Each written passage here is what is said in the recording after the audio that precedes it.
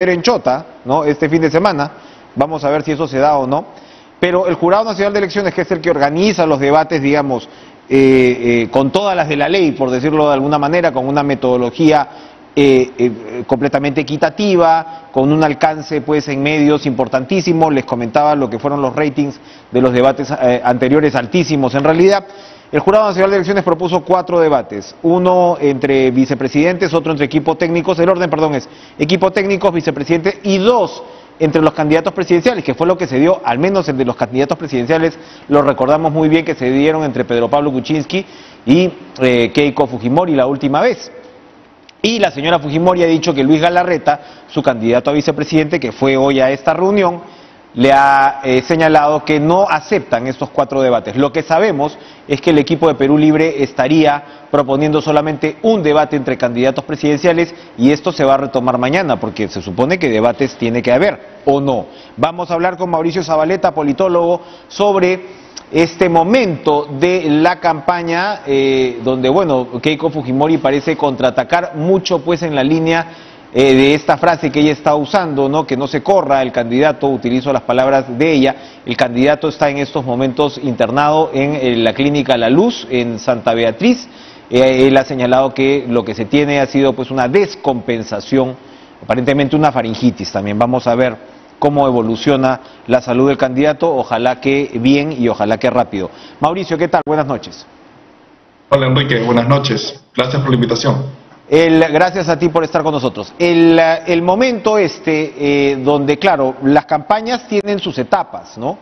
Y la primera etapa de esta segunda vuelta parece haber sido marcada por, para muchos electores, el shock de la situación, ¿no?, de estar frente a 2 candidatos por los cuales la mayoría del país no votó, cada uno, ¿no?, con su anticuerpo, pero al mismo tiempo con un primer momento en el cual claramente se ha sentido de alguna manera el peso del antifujimorismo, ¿no?, frente a un candidato que, bueno, que recién se está delineando, recién se está conociendo.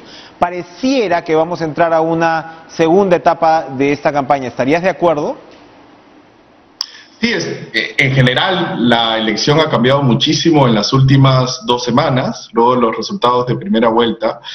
Hay que decir una cosa importante en relación a las elecciones pasadas. Estos 2 candidatos que tenemos en segunda vuelta son los más impopulares de este nuevo periodo democrático que se inauguró a principios del 2000. Sumados sus votos válidos, supera un poco más del 30%. Los candidatos anteriores que pasaron una segunda vuelta, si sumábamos sus votos válidos, superaban el 50%. Entonces estamos frente a candidatos o relativamente desconocidos, como el caso del señor Pedro Castillo, o conocidos pero impopulares, como es el caso de Keiko Fujimori. Ahora, vemos, por el caso del señor Castillo, una campaña aparentemente improvisada, bastante desordenada, con problemas de coordinación entre el partido que lo ha acogido y el propio candidato. Y en el caso de Keiko Fujimori, vemos una candidata que parece no saber cómo abrirse hacia los electores que desconfían de su candidatura. Y lo que vemos ahora es a Keiko Fujimori mucho más a la ofensiva, porque le conviene muchísimo, ¿no? Ella tiene que llamar la atención rápidamente y echar luz sobre su oponente electoral y retarlo, que es lo que estamos viendo en estos últimos 2 días. Así es, y bueno, va mostrando adhesiones, ¿no?, como la del ex ministro de Economía Luis Carranza, que claro, que en realidad entusiasma, ¿no?, a muchos en redes, pero también es cierto que Carranza, que por cierto dejó hace poco la CAF en medio de cierta controversia, ¿no?, y que sin duda pues es un economista capaz, pero de alguna manera representa la línea que ya se sabe que en todo caso pues tendría Keiko Fujimori en materia económica.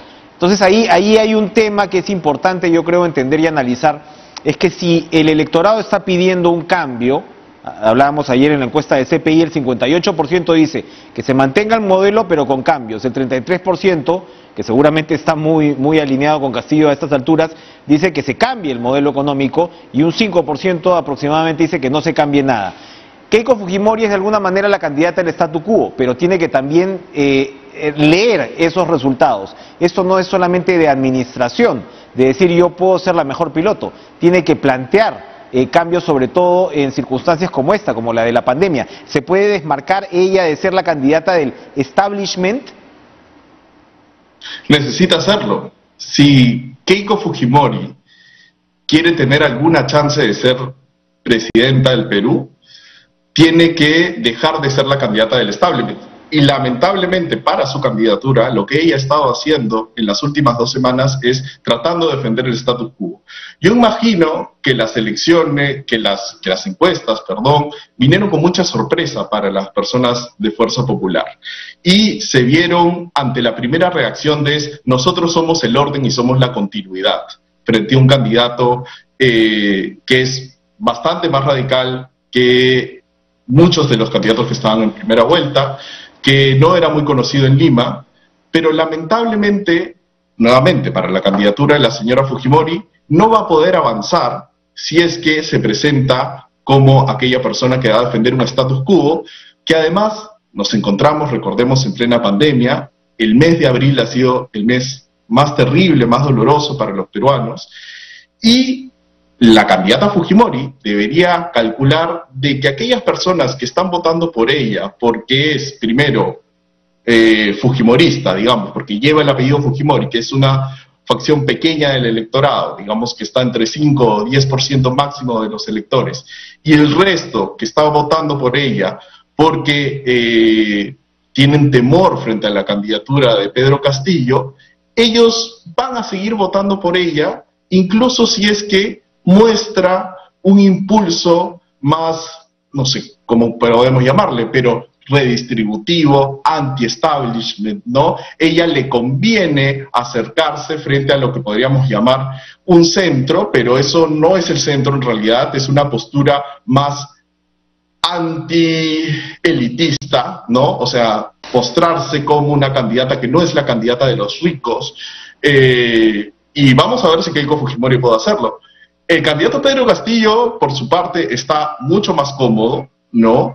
Es un candidato que, al parecer, está mostrando mejores reflejos políticos inmediatos que la señora Fujimori, pero tiene el problema que mencionaba anteriormente, que es el problema de la relativa improvisación. Recordemos, además, que esta es una candidatura que esperaba pasar la valla electoral. Digamos, esos eran los objetivos que se había planteado el partido Perú Libre cuando comenzó a participar en este proceso electoral, y se ve en una segunda vuelta, y ahí es donde tiene que comenzar a calibrar, ¿no? Porque en la plaza pública, en su gira por el norte, Pedro Castillo ha terminado diciendo cosas que han sido muy mal recibidas por el resto de ciudadanos, como por ejemplo desactivar el Tribunal Constitucional, la Defensoría del Pueblo y otros elementos que son importantes para poder saber si estamos o no frente a un candidato democrático.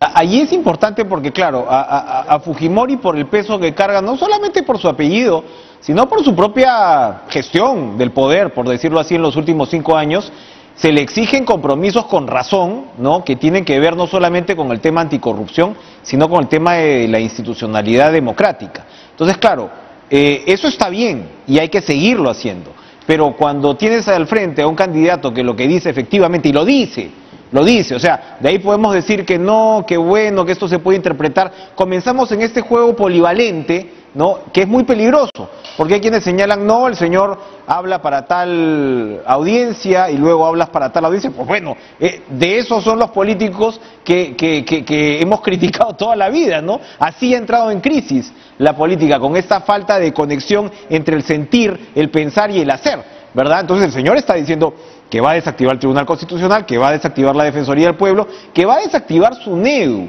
¿no?, que precisamente ha sido pues un símbolo de alguna manera democrático, por decirlo, ¿no?, los últimos años. Entonces, claro, Castillo puede tener esos reflejos, pero puede crecer con unos mensajes de esa naturaleza. Sin duda puede crecer, porque en el Perú existe, y sobre todo en este contexto de pandemia, en el Perú existe una animadversión respecto al Estado, ¿verdad? Porque es un Estado que de repente no termina de suplir ciertos servicios que son esenciales para los ciudadanos, que no puede garantizar el número adecuado de atención primaria, de camas UCI, o que si tú estás en la economía informal, por ejemplo, te trata de regular. Entonces hay mucho... Sí, de acuerdo, Mauricio, pero discúlpame... animadversión. Sí, pero discúlpame un paréntesis ahí para poder entender mejor.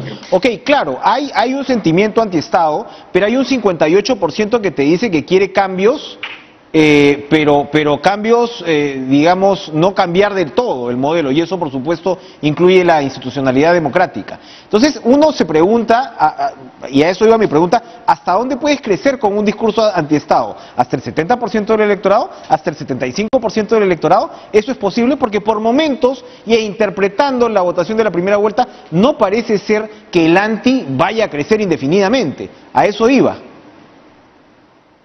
Es que no lo sabemos en realidad, ¿no? Por un lado, el señor Castillo podría seguir creciendo, tiene una candidata muy impopular al frente. Sin duda. Keiko Fujimori se ha ganado a pulso su impopularidad.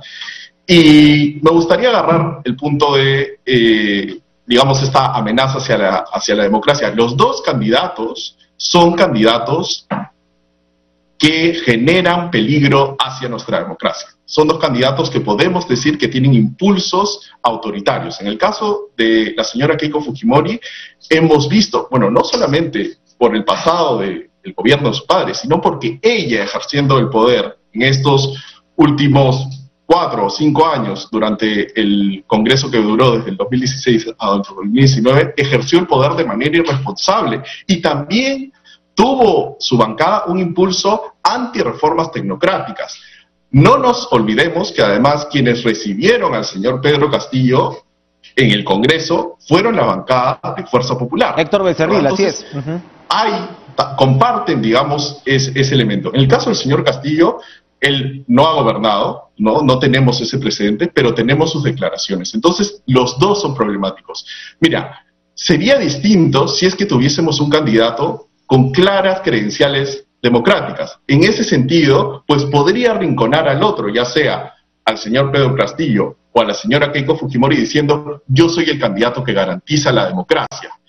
Vota por mí porque no quieras que lleguen estos dos peligros para nuestra estabilidad democrática. Pero no es así. Entonces, en esta competencia no podemos saber cuál es el anti que va a crecer más, porque tenemos dos candidatos que lamentablemente los dos consisten en peligros para nuestra democracia. Politólogo Mauricio Zabaleta, muchas gracias por estar con nosotros en Cara a Cara con estas interesantes perspectivas. Vamos